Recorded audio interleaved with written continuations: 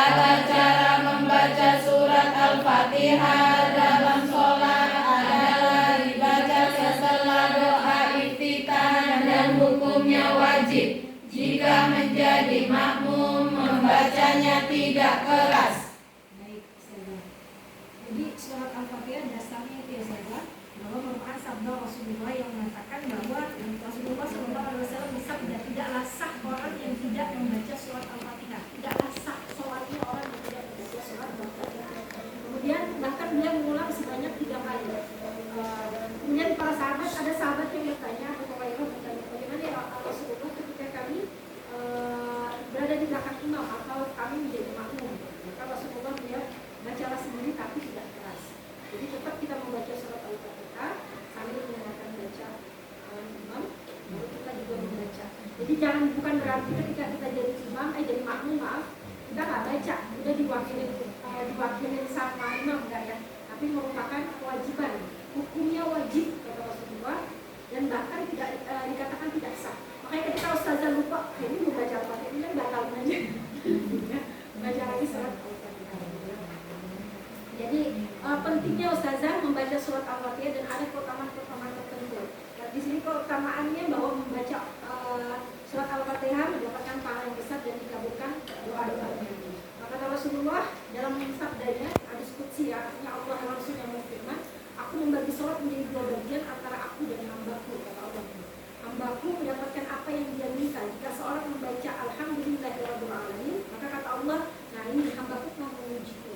Jadi ketika kita membaca Alhamdulillahirabbil alamin, Allah itu di aus mendengarkan kita. Nah, Allah hambaku sedang mengujiku, kata Allah.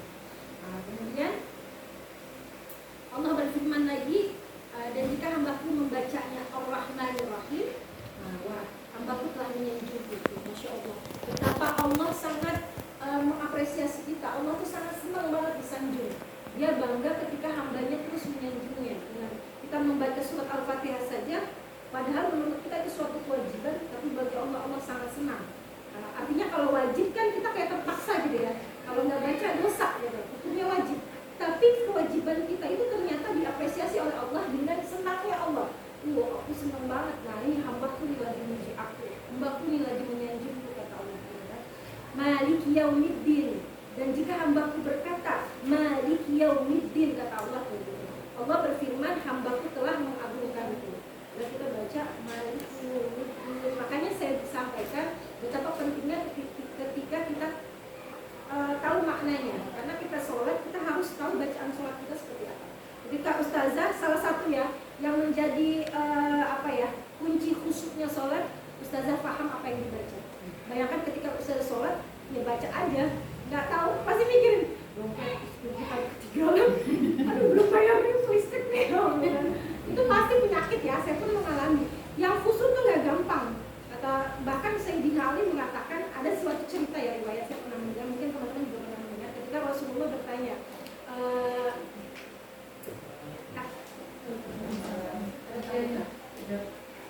kata Sayyidina Rasulullah kepada Sayyidina Ali, ya Ali, nanti kamu mau selendang warna apa? Ya udah sholat dulu deh, gitu kan. Ketika beliau lagi sholat, langsung jawab, nanti kalau sudah sholat kasih tahu aku warnanya. Ternyata dia langsung jawab warna ini gitu. Sama Sayyidina Ali itu dikatakan, berarti kata Rasulullah, berarti kamu tadi sholat mikirin warnanya apa gitu. Bahkan seperti itu gitu. Gak mudah untuk khusyuk. Bahkan sekali bersahabat Rasulullah saja untuk khusyuk tuh nggak gampang. Tingkat khusus seperti apa? Bahkan para sahabat mengatakan tingkat khusus itu seperti ketika dia tertompak panah, misalnya akhirnya ada sahabat yang tertompak panah, dia tidak terasa, itu baru khusyuk. Setelah salam baru, ternyata aku kena panah, nah itu tingkat khususnya bahkan dikatakan seperti itu. Artinya bahkan dia dalam keadaan sakit sekalipun, ketika khusyuk dia tidak merasakan apa-apa, yang dia ingat hanya perjumpaan dia dengan Allah. Itu bentuk kekhusyuan yang tinggi ya, artinya.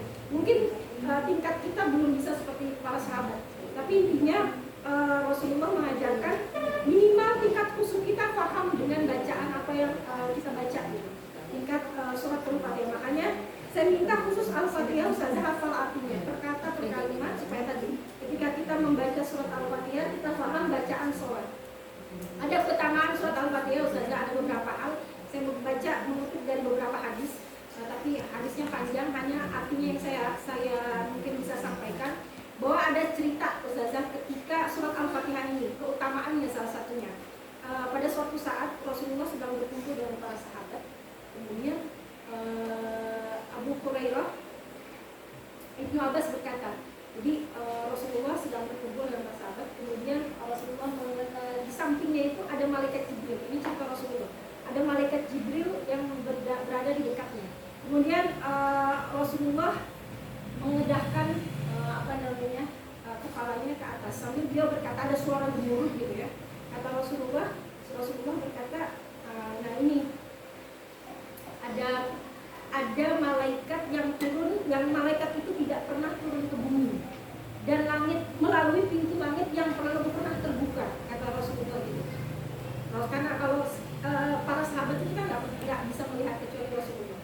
Wah, jadi ada malaikat yang Allah turunkan melalui pintu langit yang belum pernah terbuka. Jadi malaikat itu belum pernah turun ke bumi. Kemudian malaikat itu belum pernah, maksudnya pintunya belum pernah dibuka kecuali hari itu. Kenapa, kata Rasulullah? Kemudian malaikat itu datang memberi salam kepada Rasulullah. Assalamualaikum ya Rasulullah. Begitu ya ceritanya dalam hadis, saya kutip. Kemudian